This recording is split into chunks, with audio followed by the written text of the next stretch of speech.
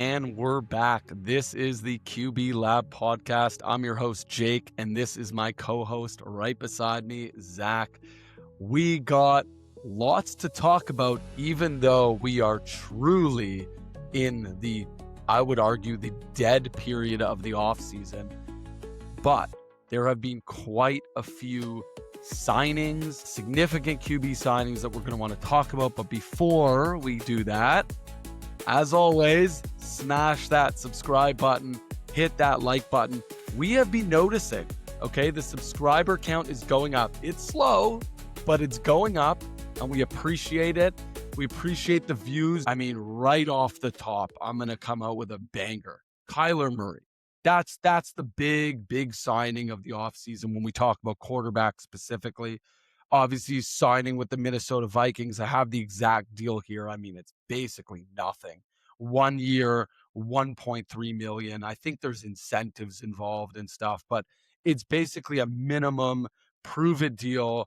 And for those of you who think it's a competition between him and JJ McCarthy, I can say it very clearly. It is not a competition. Kyler Murray will be the starting quarterback of the Minnesota Vikings. JJ McCarthy is trash. That guy got more than his share of opportunities, injuries, sloppy football play. He has no chance. Kyler Murray is the guy moving forward. And I think the Vikings have a legitimate shot to be an actual quality playoff contender with Kyler Murray, right? You'd agree, no? Oh yeah, I'm appalled that the internet is going off like somehow Kyler Murray is worse than JJ McCarthy. What are we doing here? Like Kyler Murray, even by PFF data, they've got him as their number 22 quarterback in 2025. JJ McCarthy isn't even really on this league. He's here, but like who He cares doesn't where make he the is? top. He's He does. buried. He's not even in the top 32. Like way below that. No, Okay, I'll actually look it up I'm because I'll just curious. stop being like, yeah, he's 36 when you take out the minimum dropbacks. He's not even on the list as a real starter. Like this is a situation where they might roll out JJ McCarthy at the beginning, but by week 6 this is Kyler Murray's team. And I actually think it's a situation where Kyler Murray can be successful. When he was in Arizona these last couple of years, he didn't really have a receiver that was capable of getting separation. Harrison Jr. famously sucks at yards after the catch. Kyler Murray, when he has an elite wide receiver, when he had DeAndre Hopkins as wide receiver 1, he can deliver dimes. And now you're throwing him into an offense that has Justin Jefferson, that has Jordan Addison that can go deep. The Minnesota Vikings likely draft a new wide receiver 3 at some point in the draft because they just lost Naylor. This is a situation where Kyler Murray may be more successful here. He might have the best wide receiving core he's ever had in his career. And if he can scramble, he can improvise and give these elite performers the ability to get separation. I think Justin Jefferson is going to, for once, feel like he's got a quarterback that actually throw something in his general direction, which he's been missing over the past arguably 2 seasons. So, or he had it with Sam Darnold, but before that, you had the little Nick Mullins, Josh Dobbs experiment that went south. But the idea here still stands. I think Kyler Murray might have found himself accidentally in his best situation that he's had in a long time. Speaking of quarterbacks that could throw to Jefferson, what about my boy Kirk Cousins? Where is he going to land himself? I need to quickly talk about Kirky. Kirk Kirky? Cousins, it's surprising to me that he is still a free agent. It is. Oh, You yeah. and I have talked about this because, yes, we're well aware that he's past his prime. No one's arguing that he's an elite quarterback or that he's, going to turn some organization totally around. However, he is an actual proper starting quarterback in this league, and he should be starting. Like, a team should be signing him. I'm blown Jake, away where that do he you think, hasn't been Jake, signed. let's play this game, okay? Where do you think Kirk Cousins is in the PFF data for 2025? He didn't play that much. He appeared in 10 games in the regular season, but where do you think he is? I'm a huge Kirk Cousins fan. I'm putting him at 18. He's 14. Wow. So I PFF wasn't has far off, him though. as better than more than half other starting quarterbacks in the NFL. They have him above Patrick Mahomes. They have him above Caleb Williams. They have him above Bo Nix. They have him above Jaden Daniels. They have him above Tyler Shuck. Kirk Cousins is still I think he's 38 now. He's still a serviceable quarterback in the NFL. And I would argue the Atlanta Falcons gave up on him way too quickly. In terms of where he's at next season, there's two teams that I actually kind of love for him.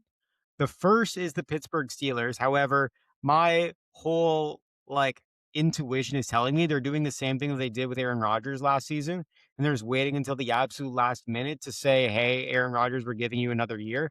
I think if Aaron Rodgers was actually retiring, he would have announced it before. And he's a bit of an attention whore. So he would have wanted the parade as he's kind of going through his last season and being like, this is my last game in this city. That's what I think he would be loading up for. So I don't think Pittsburgh Steelers are relatively in the cards, even though I would love it with DK Metcalf and them adding Michael Pittman. But my star landing place that I would want for Kirk Cousins is in Houston because CJ Stroud is an absolute bum. You put him in a reliable offense that just got David Montgomery at running back, that has Nico Collins as a legitimate deep threat down the field, and you have arguably the best defense in the NFL. I think Kirk Cousins immediately puts them in AFC contention. I think at that point, their odds go significantly higher. And if I'm the Houston Texans, I don't know why you're not just punt kicking CJ Stroud off of the roof. He's absolutely nothing to you anymore.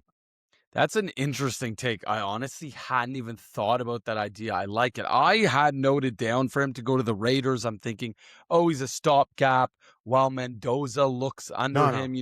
They sign they draft him number 1. Maybe they keep him on the bench for the first year.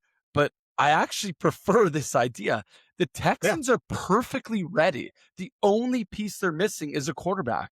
CJ Stroud was awful, and I'm embarrassed to say that I thought he was going to be great this past season, and he was awful. He was worse than he was the year before. You don't bring him into Las Vegas. You just don't. Mendoza is going to be that real deal. You get him as many snaps as possible, as early as possible. You don't bring Kirk Cousins to be a mentor.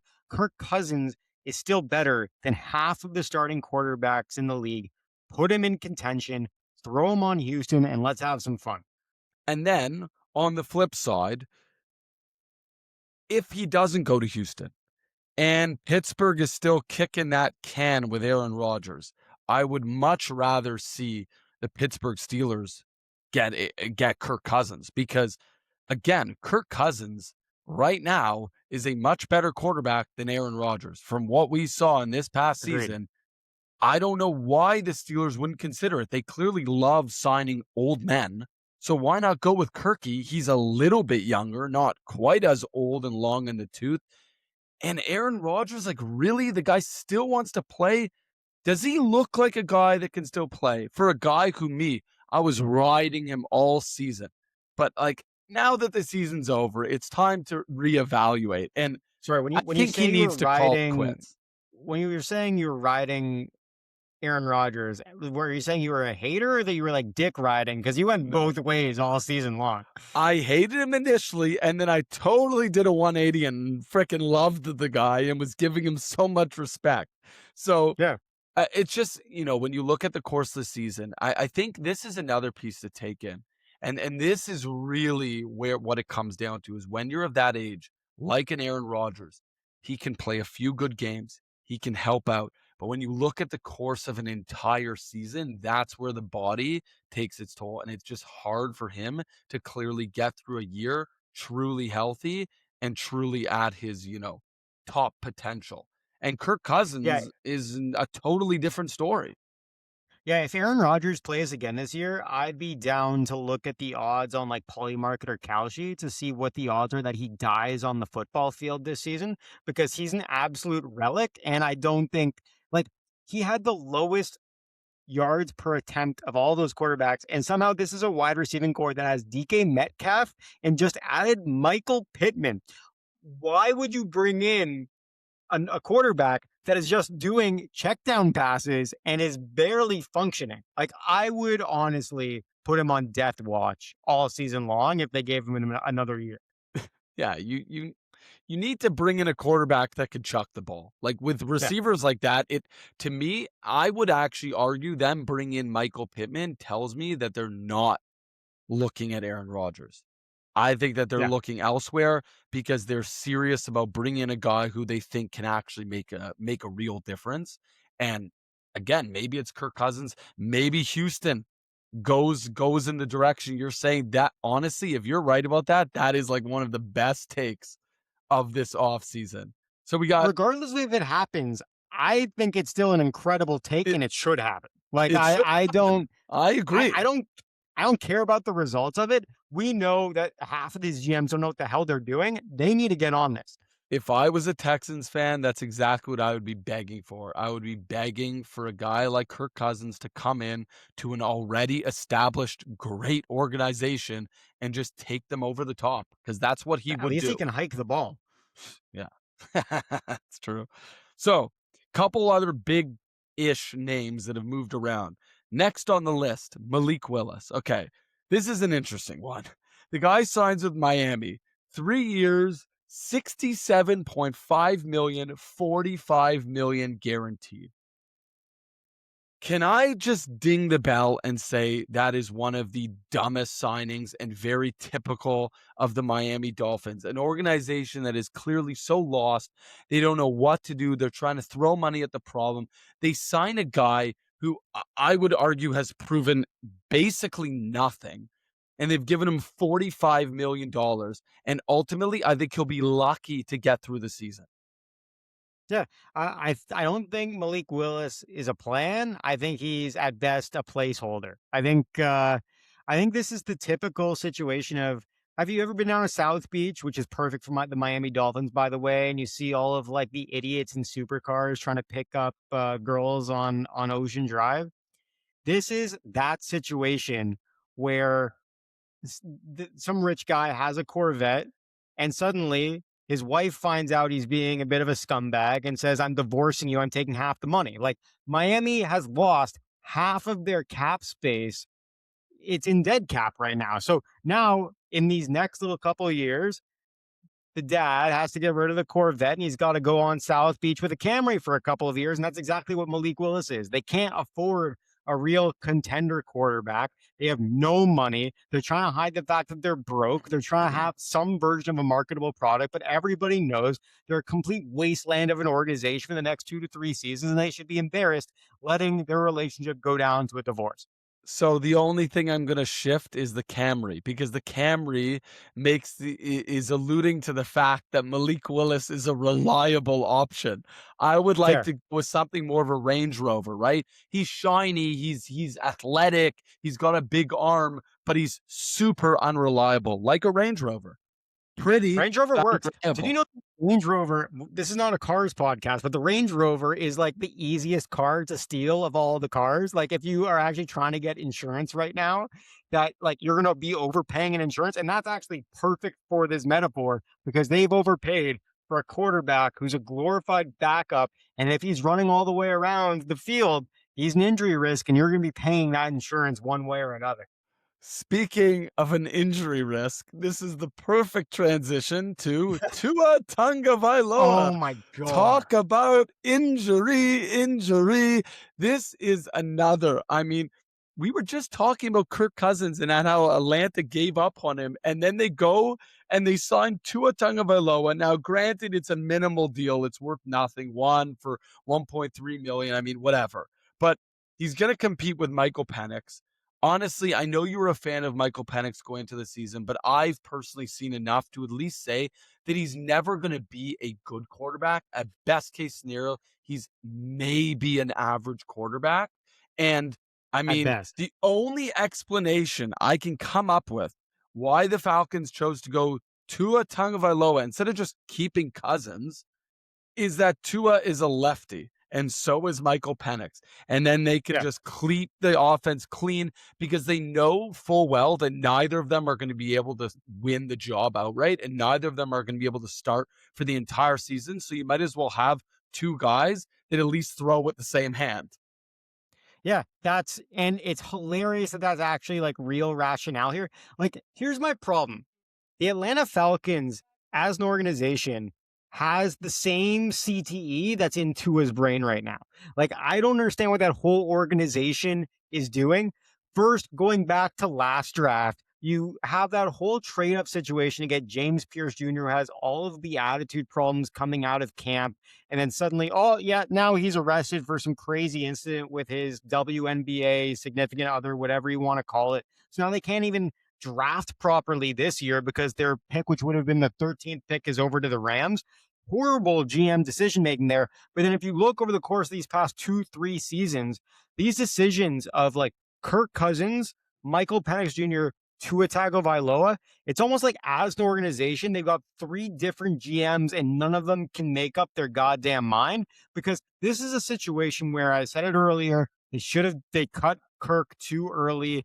They should have let him be the like solid veteran that can navigate them through this next era of what the Atlanta Falcons organization is. Instead, they invest in a guy like Michael Penix Jr., who actually, I love his arm talent, like the power he had potential to be a superstar. But I think in this first season, can't even really call it a full season. This guy's allergic to staying on the field a full season, but he had serious arm talent that you at least have to try out. And then bringing in Tua Tagovailoa, turn the ball over behind all of these guys is just, he's never going to see the field. And if your only basis for signing someone who's left-handed, sign my wife. She's left-handed, but at least she doesn't have CTE in the brain.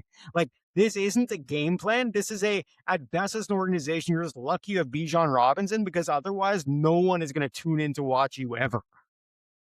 You nailed it. I mean, I got nothing to say other than that, the only other organization that I would say is in kind of a mess and no one's going to be tuning in is the Arizona Cardinals, right? They signed Gardner Minshew, who I actually don't mind the signing in the sense that he can play a few games here and there. They're not expecting a lot. They're probably going to go to the draft. But that's another team that, to me, there was potential to be exciting. There was potential to be something great. They gave up on a quarterback, Kyler Murray, and now they're a bit of a mess, right? Yeah, no, I think the Cardinals are a dumpster fire of an organization. I think that this signing means nothing, and they're just signaling that they're drafting Ty Simpson in the 2026 draft. Because otherwise, like, you're not rolling with Jacoby Brissett, you're not rolling with Gardner Minshew, even though he's got the best hair among quarterbacks in the NFL. What they're signaling is Ty Simpson or a rookie quarterback needs to come in, and they're just not willing to invest serious money otherwise behind a quarterback. We got another guy, Daniel Jones. Oh, this is a really, really tricky one. I think he's a decent quarterback.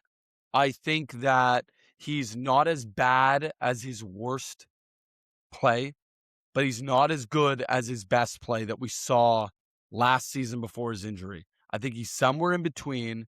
And unfortunately, but I mean, fortunately for him, he got an insane amount of money. Unfortunately for the Colts, they paid him an insane amount of money. So when I look at this situation, it's a win-win for Daniel Jones. He gets to continue in a place that he did look good in. He gets to continue in a place that he's comfortable in. He gets to continue to rake in the money. And then it's a lose-lose for the Colts because they get a guy who is probably still going to be hurt. He's never going to be as good as he was in those moments. And they're paying him crazy money to play probably what it's going to be is mediocre football. Yeah, I think that summarizes where I was going to go. Like, I think at some point he needs to be studied, not as a quarterback, but as a negotiator, because he's done absolutely nothing with his whole career. He's coming off of a major injury. He's down the stretch not winning big games, and somehow he convinced a team to look at him and be like, yeah, we're going to pay you that amount of money. Like, what are they? They're committing to hope. They're committing to vibes. They're committing to like one random playoff win in a career. Like, I don't understand what that really means. And You know what it is. at the same time, or okay, you go yours first, but I got a segue here. It is. I know what it is. He What is kind it? of looks like Eli Manning, and they're like, "Oh, he kind of looks like Eli Manning. Maybe he's gonna win us some big games." You know? Crazy. Yeah. So Yeah. like on one hand, it makes me happy for Daniel Jones, but at the same time, it makes me cry for Marcus Mariota, because here's a guy that actually showed us waves of something cool in this past season. He's being relegated to, I think it's a $7 million contract, and this is a guy who's now going to be a forever backup quarterback, even though he's better than like at least the bottom 10 quarterbacks in the NFL. And this is a guy who was also like a former number one pick. Like, it's not like he didn't have the pedigree or something, but something needs to be studied as to why people are willing to believe in guys like Daniel Jones. Like, I don't know if Marcus just needs to fire his agent and get Daniel Jones' agent, or if it goes something deeper than this and there's some like actual like star power thing here. But this needs to be studied. We need some science here. We need to understand why bad quarterback play is getting rewarded and good quarterback play is being stuck on the bench. I'm sad for Marcus Mariota. I'm sad for Mac Jones. I'm sad for the Atlanta Falcons organization. I'm not sad for Miami. They deserved it. But something needs to happen. We need some meritocracy in the NFL. We need to get our shit together here, okay? You heard it. Thanks for listening. We are the QB Lab Podcast.